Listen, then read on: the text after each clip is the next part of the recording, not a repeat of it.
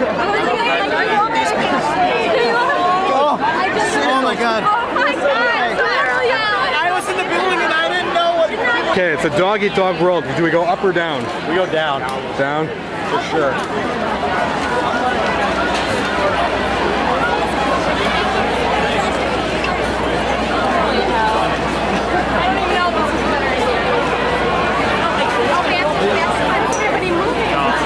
Okay, there's our Secret Service people. Yeah, that's supposed to be good. Sorry, man. Yeah, wow. Good. We're really moving here. Yeah, we are. See back there, you're just going to keep moving. There's just something in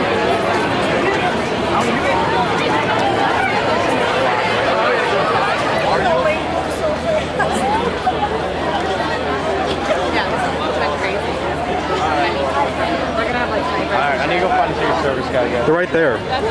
You can tell by... Are they Secret Service or? Yeah, I one in the guy in the suit. It's the shape of the...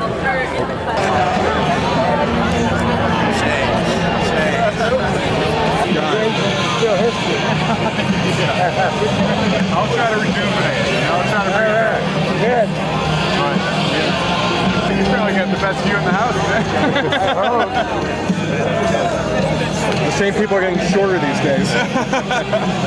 job title is. You can see the freshman. Yeah. I do it 8 or 9. Yeah, I don't know if I can do it. That's when they're just trying to like become annoying. No, but they're still honest. Dumps are down in the dumps. Yeah. Well,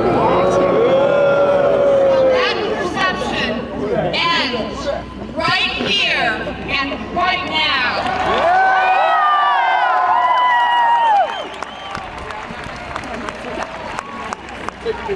We've got our mojo working.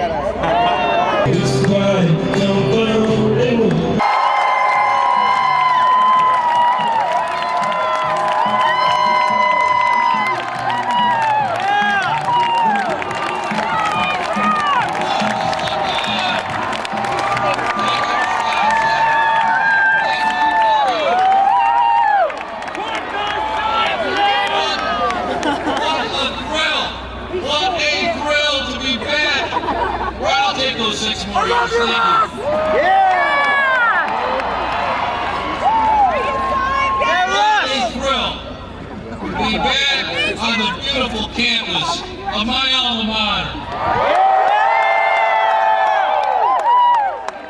Thank you for your work, for your support, and your enthusiasm. I think there's about 30,000 people around this area.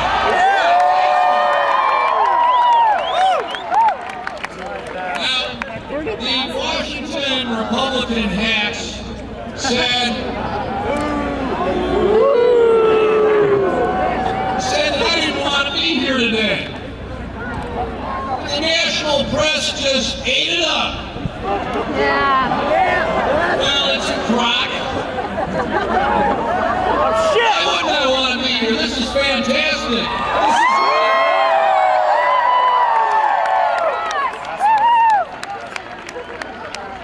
There has not been a president of the United States on this campus since 1950. So I am so glad to be here today with President Obama.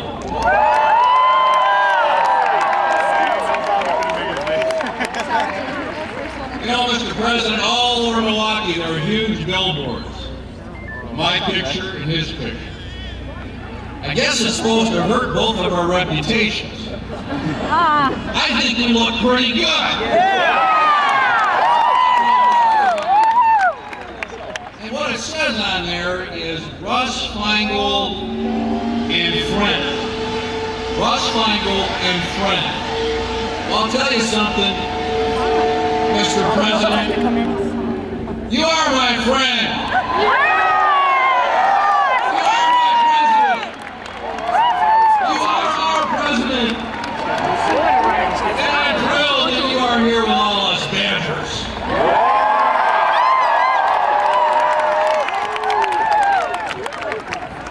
Incredibly important election, and if you read the paper or watch the pundits on cable news, they'll say there's a big problem for Democrats. Well, again, I want to welcome the Beltway press here to Madison. They say there is an enthusiasm gap. They just say it over and over, enthusiasm gap. I guess they assume the country is ready to just hand control back to the same Republicans who caused the mess in the first place.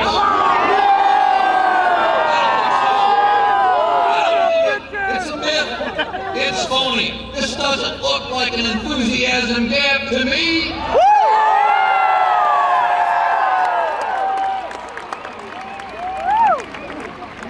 But the Republicans are already dancing in the end zone. They might get an excessive celebrating penalty. I think it's too early. Game's not over. People go to the polls, they'll know. They'll know who's on their side. And they will know who got us into this mess in the first place. All the Republican candidates in Wisconsin are following the same national playbook of Washington Republicans. Slogans, name calling, nothing original, nothing about Wisconsin at all, no plan for jobs, no plan to cut the deficit. They say there's too much government spending in Washington. And you know what? That's true. I hear people talk about it when I visit each one of Wisconsin counties, and I totally agree. I've been fighting wasteful government spending for years. Is the one we have to support. So ladies and gentlemen, let's give a roar!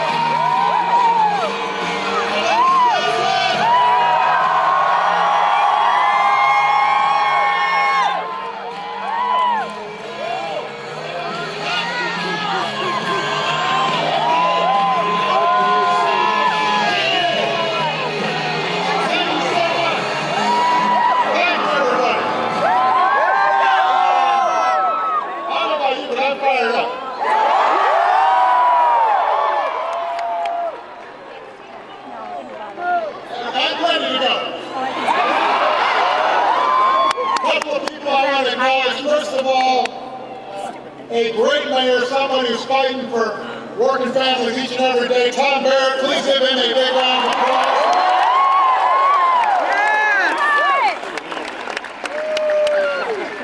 Somebody who is one of the consciences of the Senate, who's always independent, doesn't always agree with me, but always agrees with the people of his state and looking out for them.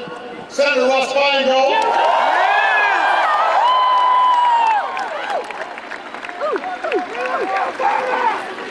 One of the most courageous members of Congress that we have, Tammy Baldwin. I want to thank Madison Mayor Dave Jeslovich, doing a great job. So that's how you say his name. Yeah. University of Wisconsin System President Kevin Rowley is here. University of Wisconsin Madison Chancellor Benny Martin is here.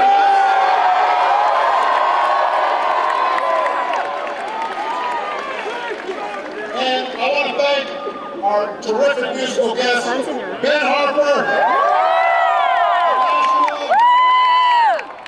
and Mama Dick Downs Brass Band.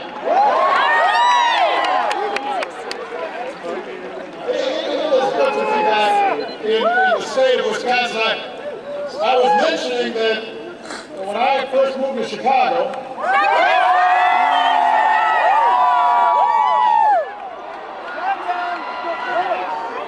you know, every once in a while, I had some friends who were going to school up here, and I'd drive up to Madison.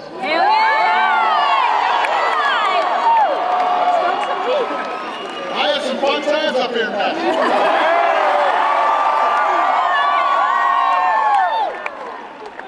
I can't give you all the details.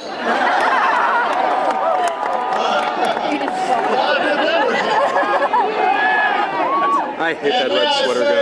That you Badgers are looking pretty good this year.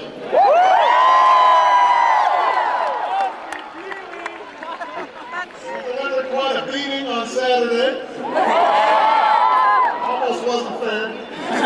Almost. Now, I'm not going to say a word about the Bears and the Pirates.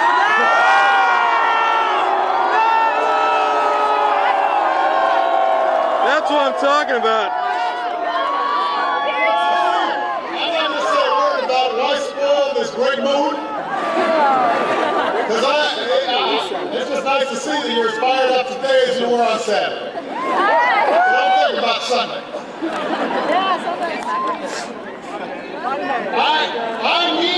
I need you all fired up, Andrews. I need you fired up. We need you to stay fired up. Because there's an election on November 2nd that's going to say a lot about the future. Your future and the future of our country. Now, 2 years ago, you defied the conventional wisdom in Washington. The message out there was, no, you can't. No, you can't overcome the cynicism of our politics. No, you can't overcome the power of special interests in Washington. No, you can't make real progress on the big challenges of our time. No, you can't elect a skinny guy with a funny name, Barack Hussein Obama. They said, no, you can't, but what did you say, Wisconsin?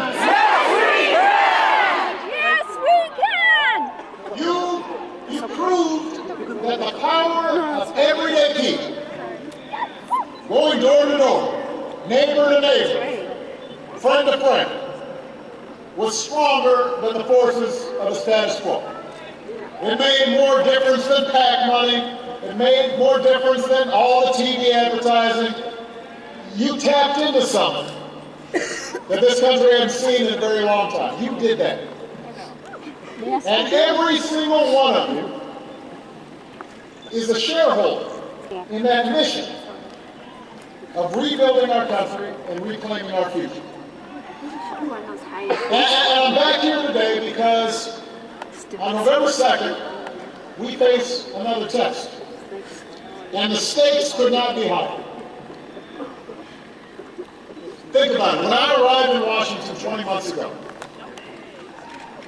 my hope and my expectation was that we could pull together, all of us, as Americans, Democrats and Republicans and Independents, to confront the worst economic crisis since the Great Depression.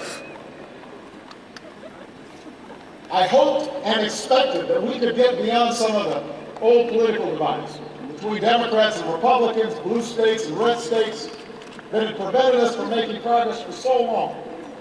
Because although we are proud to be Democrats, we are prouder to be Americans.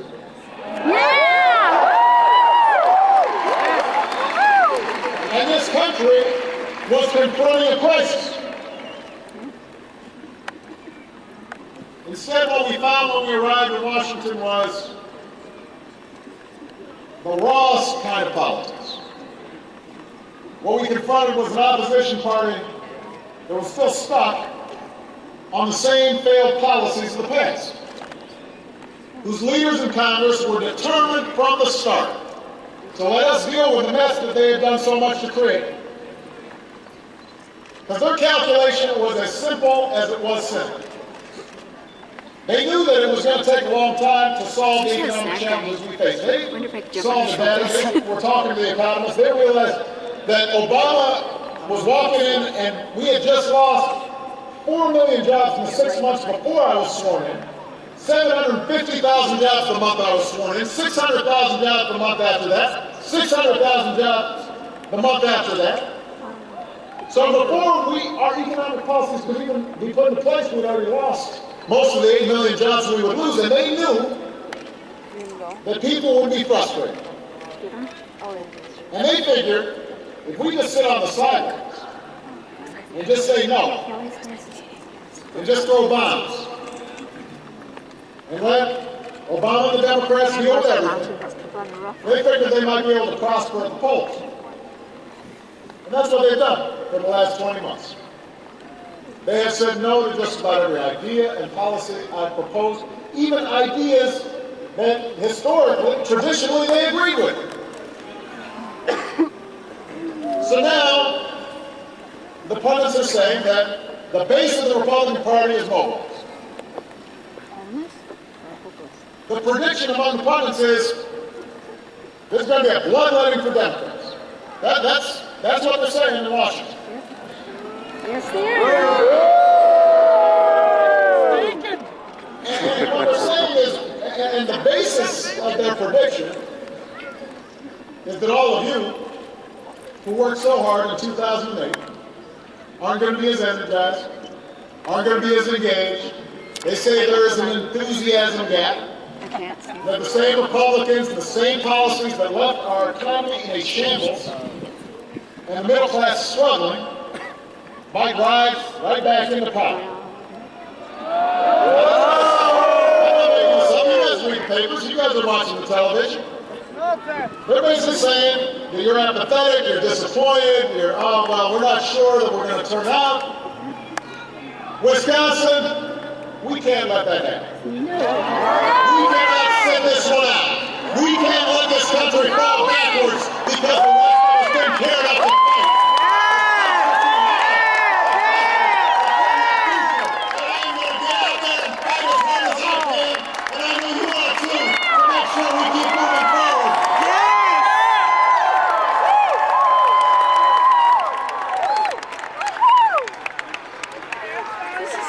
Game every The other side of the head, you believe this election is a referendum on me, or a referendum on the economy, or a referendum on anything except them.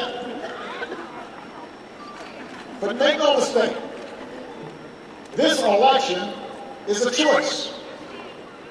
And the choice could not be clearer.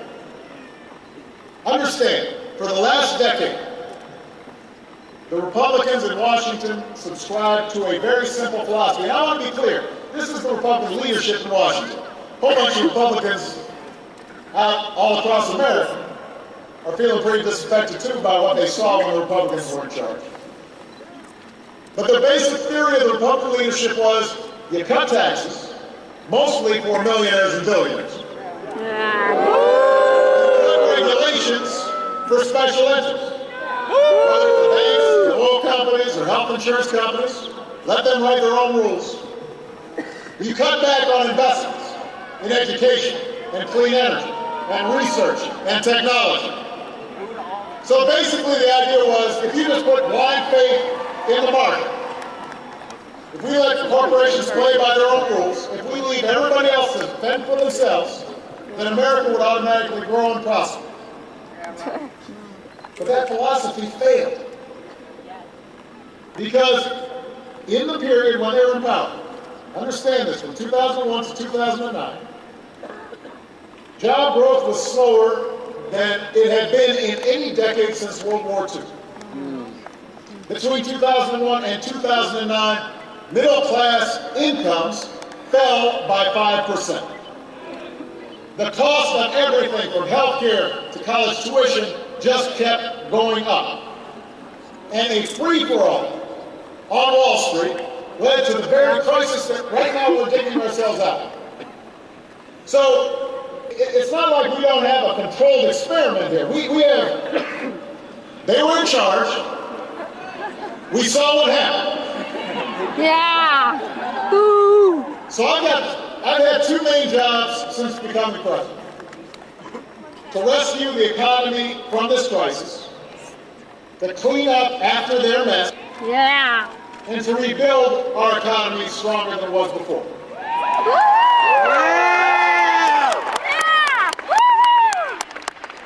And over the last 20 months, we've made progress on both these fronts. We're no longer facing the possibility of a second depression, and I have to say, Wisconsin, that was a very real possibility when I was sworn in. We had about 6 months where the economy was teetering on the edge, and we could have plunged into a second depression. Now, the economy is growing again. Now, the private sector has created jobs for the last 8 months in a row. There are about 3 million Americans who wouldn't be working today if not for the economic plan that we put into place.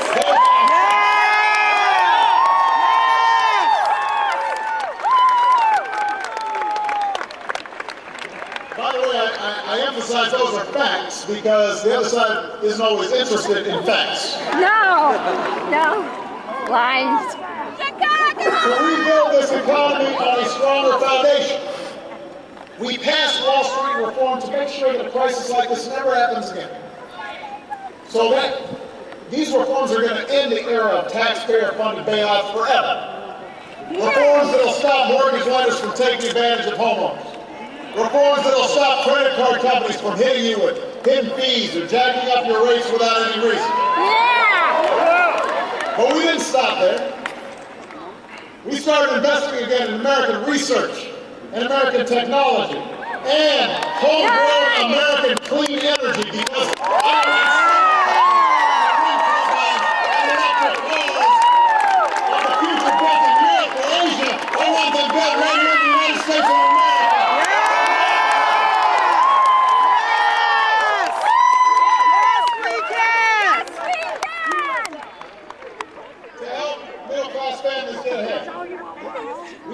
So what the other side, you know what the other side is counting on this time around?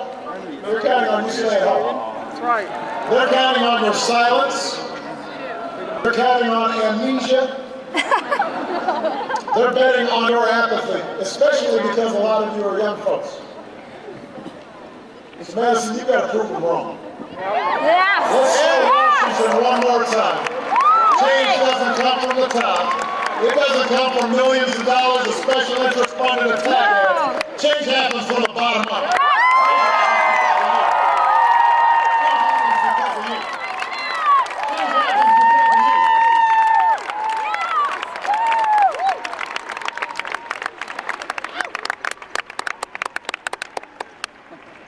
I know times are tough right now. I know times are tough. I know a lot of folks are anxious about the future. And I know that during the campaign, especially after we had already started winning, the feeling was, well, this is just exciting. You got those nice oak posters. And then there was the inauguration. Beyonce singing. And I know sometimes it feels a long way from the hope and excitement that we felt on Election Day or the day of the inauguration. But I've got to say, we always knew this was going to take time. We always knew this was going to be hard. I said it was going to be hard, remember? I said I was going to tell you some things you didn't want to hear. I said that we were going to have to make some difficult choices. I said not everybody was going to be happy with every single decision I made. You did not elect me to do what was easy. You didn't just elect me to read the polls and figure out how to keep myself in office. Whenever you read the media in Washington, all they're concerned about is, boy, his poll numbers are down. So that must mean that you didn't do the right thing. But because your poll numbers are down, that's how everything was measured. But you didn't elect me to look at the polls. You elected me to do what was right.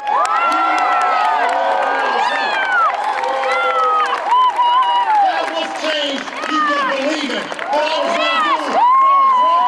That was expedient. That was convenient. If everybody sat here and nobody yells, And you got involved. What was different about this campaign was because you believed this was the moment to solve the challenges that the country had ignored for far too long.